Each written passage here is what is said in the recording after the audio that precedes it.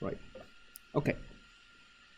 Another thing is when you perform derivatives of phi to x, we would like to change the derivative of phi to x into derivatives of f to x, right? We also would like to change the derivative of u to x to derivative of big U to x. But now small u depends not just a big U but also ue. So for example, small u would be equal to big U times ue. So partial u partial x is not just partial big U partial x times ue, but rather this plus big U times due dx.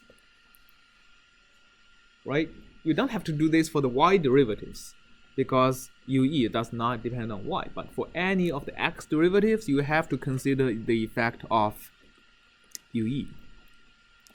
Also, phi is equal to f times ue times delta. Now, both ue and delta depends on x. So, you have not just the partial f partial x times ue delta, but also added to f times ue times d delta dx and f delta due dx. Okay, with all of this, we are ready to plug into this original equation to derive the non-dimensional form. Alright, so partial phi partial y, it's simple. Partial phi partial y, we just follow this, we get 1 over delta partial 1 over delta partial phi. Okay, so let me write this down. Partial phi partial y is equal to 1 over delta times partial phi partial eta, and phi is equal to that, and ue and delta is independent of eta. So that's how we got ue times partial f partial eta. Right? Oh, okay. And we also have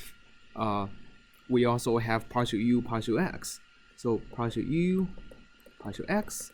So we have to follow this procedure to change it to partial big U partial x, and then use this formula to substitute it. So I'm going to just derive this and leave all the others as a take-home exercise.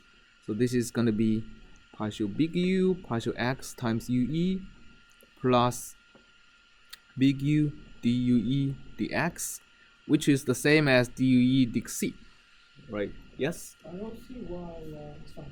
Phi is f ue delta, right? Okay, and we are taking, yeah, okay. All right.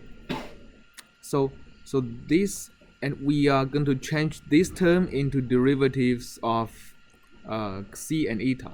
So the first term becomes partial u partial xi